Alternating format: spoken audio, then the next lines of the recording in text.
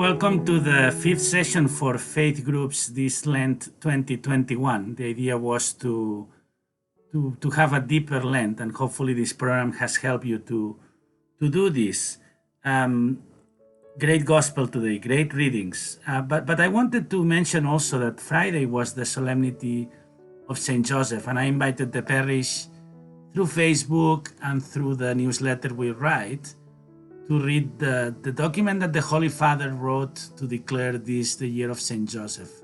And one of the things he said was creative courage. And I thought that was very interesting, and I will have a question about this. It's not connected to the liturgy of the weekend, but I thought it was a very interesting point. Creative courage. How are we creative in our courage? How are we creative in our faith? How are we creative in helping others? A very interesting point. What I said during it's one of these weekends where the homily changes a little bit through the weekend. The idea is the same, and I felt pretty confident with the last version, the one given at 10 o'clock on Sunday. It's a very interesting weekend, and the three readings were fantastic to accomplish what I think we need to do, which is to focus on the cross. We did say this last week, but I think as we are approaching Holy Week, it's even more important, more accentuated, that this is what the liturgy wanted, what the church wanted us to do today, to focus much on the cross. And the idea, the concept, the theology of the cross, I'm not sure if we always understand it exactly.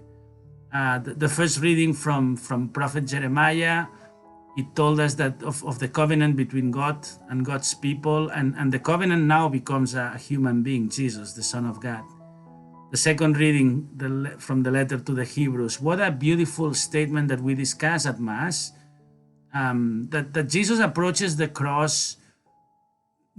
He's not saying, oh, now it's time for the cross. I understand what God the Father wants, so let's approach it with joy. Actually, no. Actually, the letter to the Hebrews indicates that the suffering of Jesus that we see also in the Garden of Gethsemane, Jesus prays, supplicates, begs for that not to be spared the cross. And what is even more fascinating, as we said during the homily, is that God heard him, but that doesn't mean that he spared him the cross, as we know. So what does it mean that God heard Jesus when Jesus still goes to the cross? And that's a very interesting theological question. From the gospel, the same idea, the cross of Jesus Christ. It's interesting that when these visitors come to see Jesus, that's what Jesus shows, the centrality of the cross. He doesn't show them what he's doing. He doesn't preach to them. He really tells them about his own death. And what an invitation to come into the mind of Jesus at this monumental time, a few days before the beginning of the Passion. In John's Gospel, we read the Gospel today, a few verses, and then chapter 13 begins with the narration of the Passion according to John.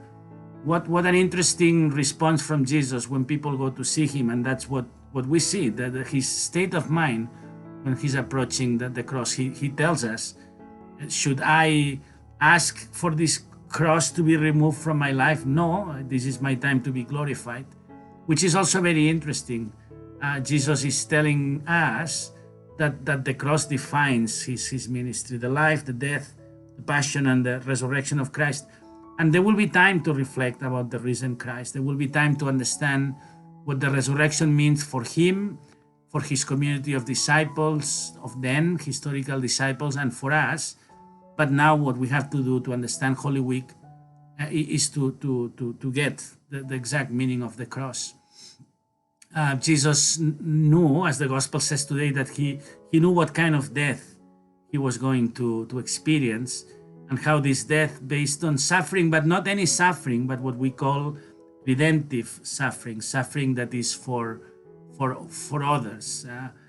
We did mention that in anything that is worthy in life, our marriages, our vocations, my priesthood, it all comes with a cross. But not any cross, or a cross of suffering, but not of any suffering, but the suffering attached, or the suffering naturally connected to giving up your life. So when two young people come to marriage, should we preach them the cross a little bit more, and to tell them that marriage is a cross also? And those of you who are married know what I'm talking about. Truly serving others out of our comfort zone and in proximity to those we are trying to help is a cross also. That the minute we give up our life, the minute is the cross and not ourselves in the middle of our existence. I believe we understand what Jesus means in today's gospel. Unless the grain of wheat falls and dies, it cannot give fruit. So that was the question that with which we concluded the homily today, and one that I will ask you also in faith groups. We know that the fruit of the cross is the salvation of humanity. Jesus dies for all our sins, for our salvation, but particularly for us personally, we need to answer this. What's the fruit of Jesus' death in our own life, in my life, in your life? Just a little beyond, making it more personal, more particular than just the theological statement that, while true, is certainly very, very general. Other years, we would finish faith groups here. We are going to go one more week. We're going to include Palm Sunday into our last session of faith groups. So I'll see you one more time this season, or this wave of faith groups, as we used to call it. But today, that's what we're talking about, the cross, the centrality of the cross, and understanding the cross in its right measure.